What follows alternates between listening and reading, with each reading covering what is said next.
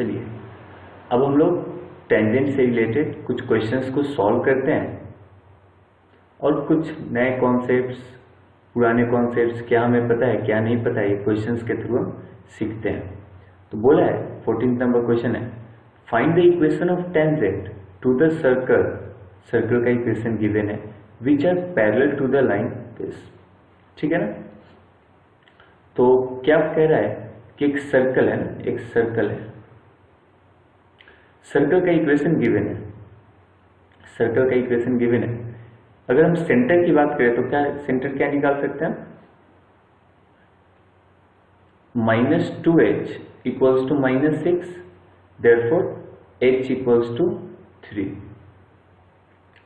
and -2k equals to 4, then k equals to -2, then इसके centre क्या हो गए 3, -2। ठीक है ना, ये हो गया सेंटर। अच्छा हम लोग रेडियस अगर निकाले, रेडियस क्या होता है हमारा √h² + k² - c ना, तो ये हो गया स्क्वायर रूट 3 का स्क्वायर 9 + 4 -12। तो ये कितना हो गया √25। तो रेडियस हमारा क्या हो गया 5। देख रहे हो ना, रेडियस क्या हो गया हमारा 5। तो रेडियस हो गया हमारा 5।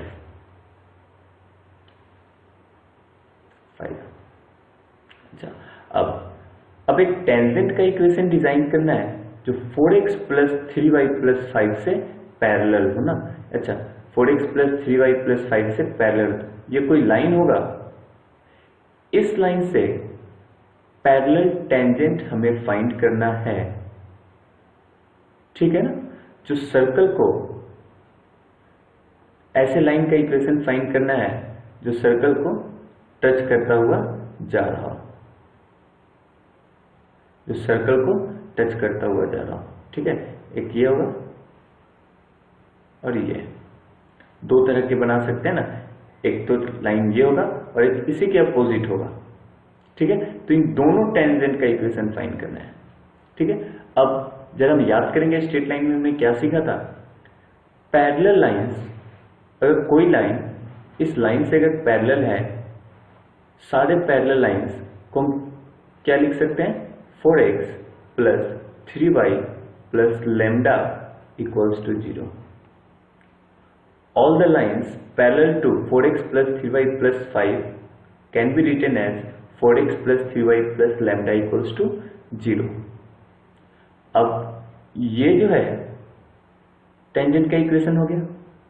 अब ये टेंजेंट है तो सबसे पहला कॉन्सेप्ट जो हम अप्लाई करेंगे कि distance of centre from tangent will be equals to 5।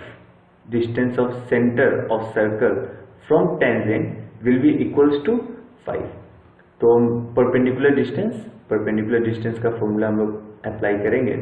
ये होगा mod of 4 × 3 + 3 × -2 + λ divided by √3a² + 4a², that is 25 = 5। अब हम इसे लिख सकते हैं 4 × 3 is 12, 3 - 2 is 6, 12 - 6 that is 6 + λ = 25। देखिए square root of 25 will be 5 और 5 का मॉड 5 ही होगा ना। 5 एक पॉजिटिव नंबर है, उस पर मॉड का कोई भी उस पर कोई भी रोल प्ले नहीं कर पाएगा क्योंकि 5 पॉजिटिव नंबर है और पॉजिटिव नंबर के लिए मॉड कुछ वैल्यू नहीं करता है। तो मॉड हटा देंगे और 5 को हम इधर मल्टीप्लाई कर देंगे तो 25 हो जाएगा। अब मॉड को जब हम रिमूव करेंगे तो क्या होगा 6 + λ = ±25। ठीक है, तो लेमडा हो जाएगा एक हमारा -31 एंड लेमडा हो जाएगा हमारा 19। ये दो लेमडा के वैल्यू हो जाएंगे। अच्छा प्रश्न क्वेश्चन ये है कि लेमडा के दो वैल्यू क्यों मिले, क्योंकि हमारे पास दो लाइन थे। तो एक लाइन के लिए लेमडा -31 होगा और एक लाइन के लिए लेमडा 19 होगा। तो एक लाइन का इक्वेशन हम लिख सकते हैं 4x + 3y -31 = 0 एंड दूसरे वाली लाइन का इक्वेशन लिख सकते हैं 4x + 3y + 19 = 0। ठीक है ना? ये था हमारा क्वेश्चन। हम हमेशा सीखेंगे। इस क्वेश्चन से हमें क्या सीखने को मिला, कोई भी लाइन अगर टेंजेंट है और उस लाइन में एक वेरिएबल है, कोई भी लाइन किसी सर्कल का टेंजेंट है और उस लाइन में सिर्फ एक वेरिएबल है ना, दो वेरिएबल नहीं, एक ही वेरिएबल। देखिए लेमडा ही सिर्फ हमें पता नहीं था, तो हम उसे रेडियस से इक्वेट करके हम वो लेमडा फाइंड कर सकते हैं। ठीक है, अब हम चलते हैं अपने नेक्स्ट क्वेश्चन पे। नेक्स्ट क्वेश्चन कहता है find the equation of tangent to the circle this which are parallel to line this. पैरेलल होना चाहिए। अभी अभी हमने पैरेलल कॉन्सेप्ट पे क्वेश्चन को किया, तो पैरेलल वाले तो आप पहला वाला क्वेश्चन आप खुद ही ट्राई कर सकते हैं। सेकेंड वाला क्वेश्चन कहता है परपेंडिकुलर टू लाइन दिस, मतलब ये एक लाइन है, इससे परपेंडिकुलर टेंजेंट फाइंड करना है। तो इससे परपेंडिकुलर टेंजेंट दो तरह का बनाया जा सकता है ना, टेंजेंट दो टेंजेंट टोटल होंगे, तो हमें दोनों टेंजेंट का इक्वेशन खोजना है। Again let equation of tangent be, ये ना दोनों L1 और L2, L1 और L2 को हम कलेक्टिवली लिख रहे हैं। Let equation of tangent be y = mx + c। अब हमें m और c दो वेरिएबल है, ठीक है ना, m और c, तो हमें दोनों फाइंड करना है। तो ये जो लाइन है इस लाइन से तो परपेंडिकुलर है, तो जिस लाइन से परपेंडिकुलर है उसका इक्वेशन क्या है 3x - 4y - 1 = 0। सो 4y = 3x - 1, तो हम इसे लिख सकते हैं y = 3/4x - 1/4। ये हो गया। तो इसका हम अब दो लाइन जब आपस में परपेंडिकुलर रहते हैं तो कंडीशन क्या रहता है, स्लोप का प्रोडक्ट जो होता है वो -1 होता है। जो टेंजेंट है उसका स्लोप तो हमने m मान रखा है, और लाइन का स्लोप क्या आ गया जिससे वो परपेंडिकुलर 3/4, तो m × 3/4 दोनों स्लोप का प्रोडक्ट क्या आ गया -1, तो m क्या आ गया -4/3, m क्या आ गया हमारा -4/3। तो हम लिख सकते हैं y = -4/3x + c, और फिर हम इसे लिख सकते हैं 3y, ठीक है ना, 3y = -4x + 3c, और इसी को हम दोबारा अदर फॉर्म में चेंज कर सकते हैं, वो है 3y + 4x - 3c = 0। लास्ट वाले क्वेश्चन में हमने क्या सीखा था कि अगर कोई टेंजेंट का इक्वेशन है और उसमें एक वेरिएबल है तो हम रेडियस से इक्वेट करके हम वो वेरिएबल को फाइंड कर सकते हैं। देखिए इस इक्वेशन में ओनली वन वेरिएबल है और वो है c।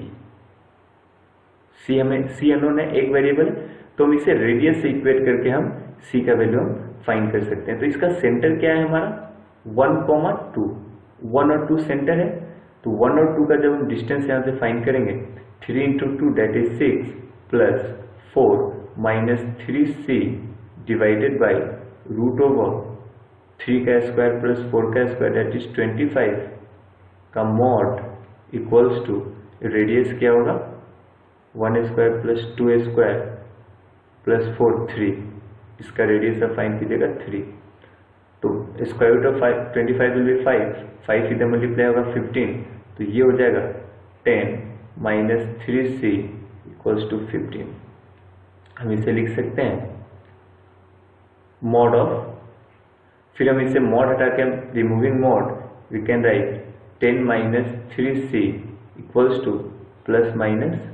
±15, और इसी को लिख सकते हैं 3c इक्वल्स टू पहला लिख सकते हैं हम 3c इक्वल्स टू 25। एक बार माइनस साइन लेंगे तो माइनस साइन में 3c इधर जाएगा और -15 जो है -15 इधर आएगा तो 25 हो जाएगा। c हो जाएगा हमारा 25/3 एंड एक बार प्लस साइन लेंगे तो +15 इधर आएगा तो 10 - 15 दैट इज -5 और 3c उधर जाएगा तो 3c इक्वल्स टू -5 तो हम c लिख सकते हैं -5/3। 2 आ गया c हम इस c को हम यहाँ पे पुट करेंगे तो हमें दोनों टेंजेंट का इक्वेशन हमें मिल जाएगा। ओके, चलिए अब हम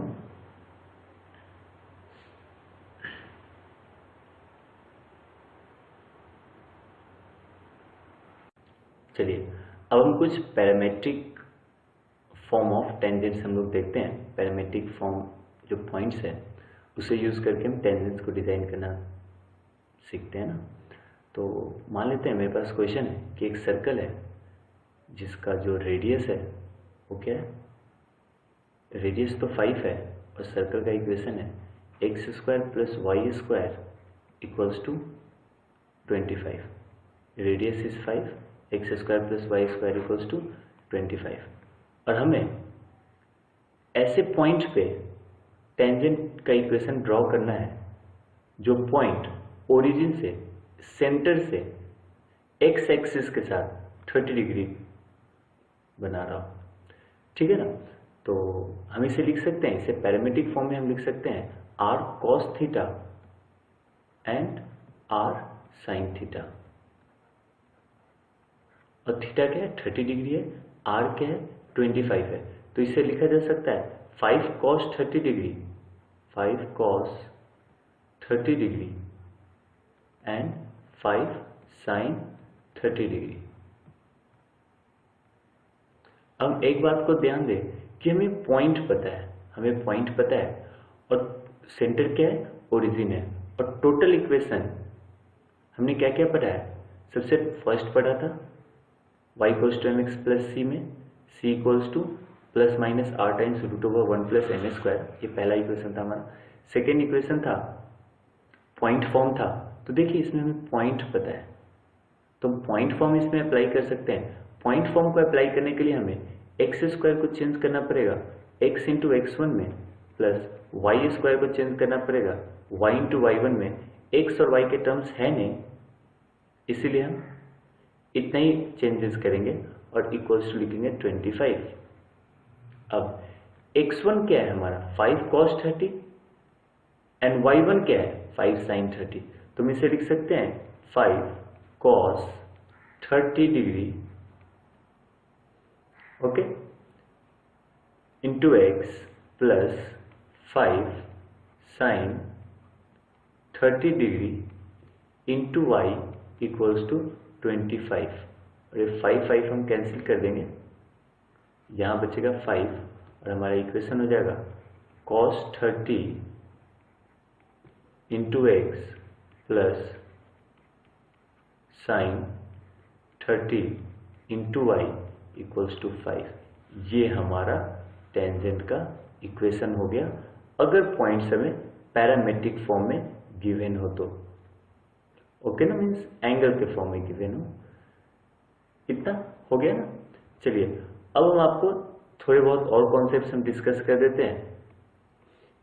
इंटरसेक्शन ऑफ टू टेंजेंट्स, अब हमारा नेक्स्ट टॉपिक होगा पैरामेट्रिक फॉर्म में इंटरसेक्शन ऑफ टू टेंजेंट्स।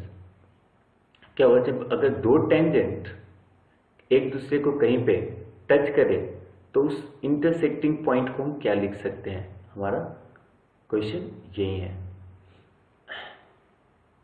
मान लेते हैं ये एंगल अल्फा है और इस पे हमने एक टेंजेंट को ड्रॉ किया। ठीक है, अब नेक्स्ट एक और पॉइंट है जो बीटा बना रहा है। ठीक है, इससे भी हमने टेंजेंट बनाया। ठीक है, इससे भी हमने टेंजेंट को डिजाइन किया और ये आगे जाके एक दूसरे के एक पॉइंट पे कट कर रहे हैं। तो मैं इस पॉइंट का एक्स कोऑर्डिनेट और वाई कोऑर्डिनेट बताना है। ठीक है, अच्छा ये है ना पी अल्फा, हम कह देते हैं इसे पी अल्फा में रिप्रेजेंट करते हैं। इसका मतलब होता है रेडियस तो इस सर्कल का कांस्टेंट है, चेंज क्या होगा पॉइंट का, इस हर पॉइंट के लिए सिर्फ एंगल चेंज होगा ना। देखिए यहाँ के लिए अल्फा था और यहाँ के लिए बीटा था, तो पी अल्फा हम इसे लिख देते हैं और इसे लिख देते हैं P beta. P beta alpha आपको एंगल बता देगा और रेडियस तो फिक्स है, तो हम लिख सकते हैं r cos alpha r sine alpha, इसके लिए r cos beta r sine beta. ये हमारा, तो अगर पी अल्फा से हमने कोई एक टेंजेंट बनाया, पी बीटा से हमने एक टेंजेंट बनाया और दोनों पॉइंट एक्स और वाई पे अगर इंटरसेक्ट कर रहे हैं, तो इसका एक्स कोऑर्डिनेट हम लिख सकते हैं r times cos alpha plus beta divided by 2 divided by cos alpha minus beta divided by 2। ये हमारा होता है एक्स कोऑर्डिनेट।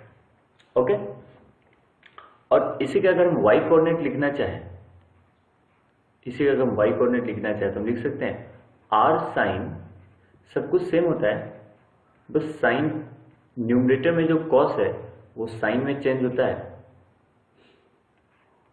और नीचे cos alpha minus beta by 2 ही होता है। तो ये एक्स कोऑर्डिनेट और वाई कोऑर्डिनेट हम ऐसे लिख सकते हैं। होगा क्या, ये लाइन, ये पॉइंट सेंटर के साथ एक्स एक्सिस एंगल अल्फा बना रहा है, अल्फा बीटा आपको पता होगा, तो आप अल्फा पुट कर दीजिएगा, बीटा पुट कर दीजिएगा, ऐड करके डिवाइडेड बाई 2 कर देंगे, रेडियस तो आपको पता ही होगा, और अल्फा से बीटा को माइनस कर दीजिएगा, जो भी ये पॉइंट आएगा वो पॉइंट एक्स कोऑर्डिनेट होगा और ये सेम पॉइंट वाई कोऑर्डिनेट होगा। ठीक है, तो ये एक इंपॉर्टेंट कॉन्सेप्ट है, याद रखें। कभी भी दो टेंजेंट का इंटरसेक्शन बोल रहा हो तो हम ऐसा हम लिख सकते हैं, बिल्कुल ध्यान रहे, अगर अल्फा और बीटा हमें पता हो तो। ओके, चलिए अभी तक हमने 3 फॉर्म ऑफ टेंजेंट्स पढ़े। सबसे पहला फॉर्म था हमारा स्लोप फॉर्म। स्लोप फॉर्म हम तभी यूज करते थे जब हमारे सर्कल का सेंटर ओरिजिन हो। नेक्स्ट था हमारा पॉइंट फॉर्म। पॉइंट फॉर्म हम कभी भी यूज कर सकते हैं, सेंटर जब ओरिजिन हो तब भी, सेंटर जब ओरिजिन हो तब भी, ना हो तब भी। थर्ड फॉर्म था हमारा पैरामेट्रिक फॉर्म। पैरामेट्रिक फॉर्म हम तब यूज करते हैं जब पॉइंट सेंटर के साथ मिलके एक्स एक्सिस से कितने एंगल बनाएगा ये हमें नोन हो और साथ में रेडियस भी नोन होना चाहिए। अब जो हमारा नेक्स्ट कॉन्सेप्ट है दैट इज अबाउट नॉर्मल। हम जानेंगे नॉर्मल क्या होता है, इनके कौन से प्रॉपर्टीज होते हैं, ये सब कुछ हम अभी बात करेंगे। ठीक है ना, तो नॉर्मल एक्चुअली नॉर्मल वर्ड हम तब यूज करते हैं जब 90 डिग्री की बात हो रही हो। मान लेते हैं कोई टेंजेंट है, ये एक टेंजेंट है, इस टेंजेंट से परपेंडिकुलर हम कितने लाइन ड्रॉ कर सकते हैं? Infinite number of line draw कर सकते हैं, बहुत सारे हो सकते हैं ना लाइन जो इस टेंजेंट से परपेंडिकुलर हो, मतलब 90 डिग्री बना रहा हो। टोटल हम कितने हम लोग ड्रॉ कर सकते हैं? Infinite number of lines draw कर सकते हैं। लेकिन इनफाइनाइट नंबर ऑफ लाइंस जितने भी है, इसमें से कोई एक ही लाइन होगा जो सेंटर से पास कर रहा होगा, कोई एक ही लाइन होगा जो सेंटर से पास कर रहा होगा, है या नहीं? एक ही लाइन होगा ना, सेंटर से पास कर रहा होगा। हम इसी लाइन को नॉर्मल ऑफ सर्कल कहेंगे, नॉर्मल ऑफ सर्कल। तो मिला जुला के बात ये हो गई, any line perpendicular to given tangent and passes through centre is known as normal of that circle. ठीक है ना, एक सर्कल के उसी के टेंजेंट पे एक परपेंडिकुलर लाइन जो सेंटर के थ्रू पास करे, उस लाइन को हम क्या कहेंगे? नॉर्मल कहेंगे। ठीक है ना? अब देखिए, अब बात आ गई यहां पे, हम जरा कॉन्सेप्ट को देखें। जो नॉर्मल और टेंजेंट दोनों मिलकर कितने एंगल बना रहे हैं? ये अगर नॉर्मल है और वो टेंजेंट है, दोनों आपस में कितने बना रहे हैं? 90 डिग्री बना रहे हैं। तो अगर टेंजेंट का स्लोप m1 है और नॉर्मल का स्लोप m2 है और दोनों के बीच तो 90 डिग्री है, तो m1 m2 क्या हो जाएगा? -1। दोनों के स्लोप का प्रोडक्ट क्या हो जाएगा? -1।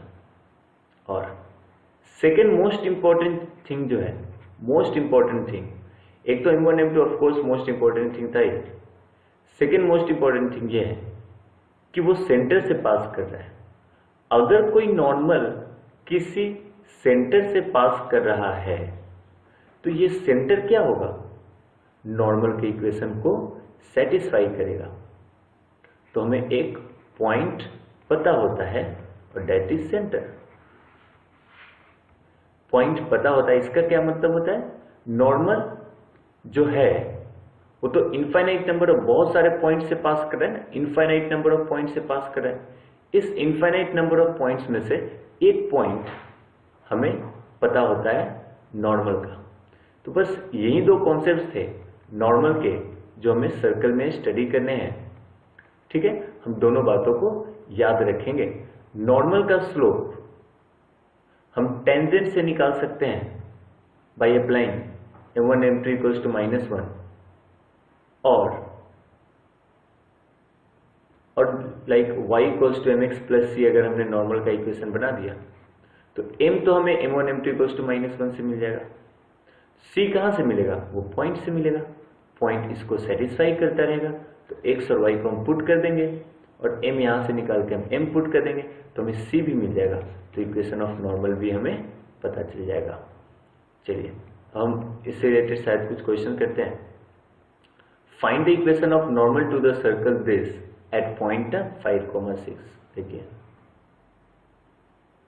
5,6 पे, ठीक है ना, 5,6 पे एक नॉर्मल का इक्वेशन डिजाइन करना है। ये पॉइंट है दैट इज 5,6। इस पॉइंट पे हमें नॉर्मल का इक्वेशन डिजाइन करना है। ठीक है ना? अगर 5,6 पॉइंट था जहाँ पे नॉर्मल बनाना है, जिस पॉइंट के थ्रू नॉर्मल बनाना है, मतलब उस पॉइंट के थ्रू एक टेंजेंट भी पास हो रहा होगा और वो टेंजेंट से 90 डिग्री बना के नॉर्मल अपने आप को कह रहा होगा कि हम नॉर्मल है, क्योंकि हमने इस पॉइंट पे टेंजेंट से मैंने 90 डिग्री भी बनाया है और मैं सेंटर से भी पास कर रहा हूँ, इसीलिए इसका नाम नॉर्मल है।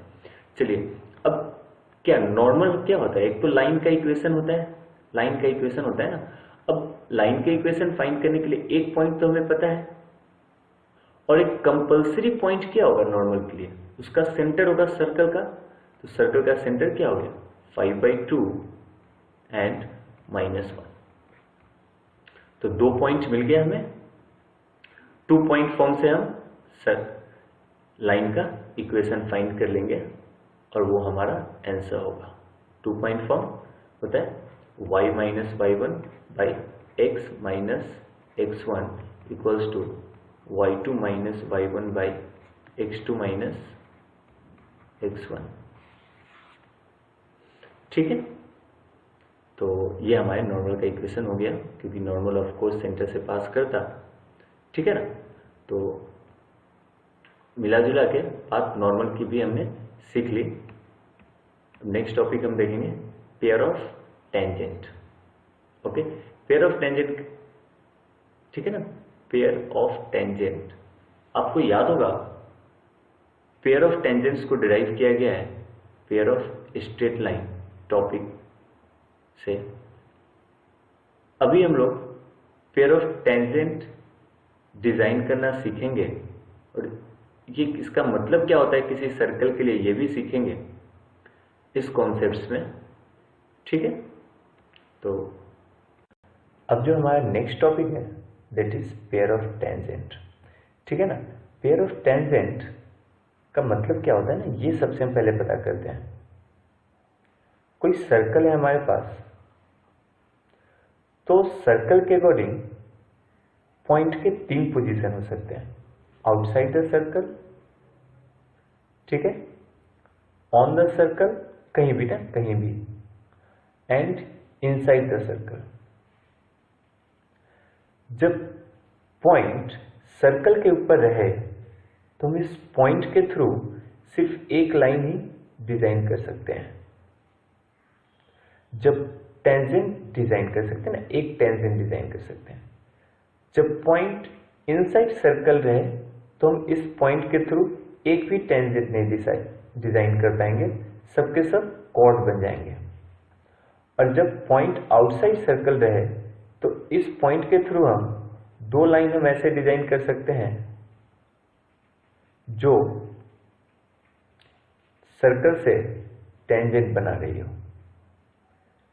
तो इस पॉइंट को हम P माने और इस यहां पे जहां पे मिट के इसे हम A माने और इसे B माने। तो PA जब पॉइंट सर्कल से आउटसाइड लाई करेगा, देन फ्रॉम दैट पॉइंट हम 2 टेंजेंट सर्कल पे ड्रॉ कर सकते हैं और दोनों टेंजेंट को हम कहते हैं पेयर ऑफ टेंजेंट। तो पेयर ऑफ टेंजेंट कब होता है? जब पॉइंट सर्कल के आउटसाइड लाई करे। ठीक है, अब हम जरा PA और PB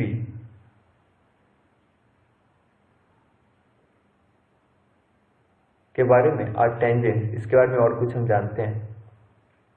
जरा देखिए कि मान लेते हैं सर्कल का जो इक्वेशन एस है और वो है x² plus y² plus 2gx plus 2fy plus c equals to 0। ठीक है, और ये जहां से हमें 2 टेंजेंट बनाने हैं उसे मैं मान लेता हूं पॉइंट P और इस पॉइंट के कोऑर्डिनेट्स है x1, y1। ठीक है, तो मैं S1 लिख रहा हूं x1 का स्क्वायर प्लस y1 का square plus 2g x1 plus 2f y1 plus c equals to c equals to कुछ नहीं। ठीक है, तो point line PA and PB दोनों का ज्वाइंट इक्वेशन होता है S into S1 equals to T²। दोनों का कंबाइंड इक्वेशन है PA और PB का S into S1 equals to T²। S क्या होता है हमारा? ये होता है। S1 क्या होता है हमारा? ये होता है। इक्वल्स टू 0 हम नहीं लिखते हैं। अब T क्या होता है? T होता है, T का मतलब होता है टेंजेंट। अब देखिए एक्चुअली एक टेंजेंट नहीं होता है, इसका इक्वेशन T जो होता है ना, T भी एक इक्वेशन होता है।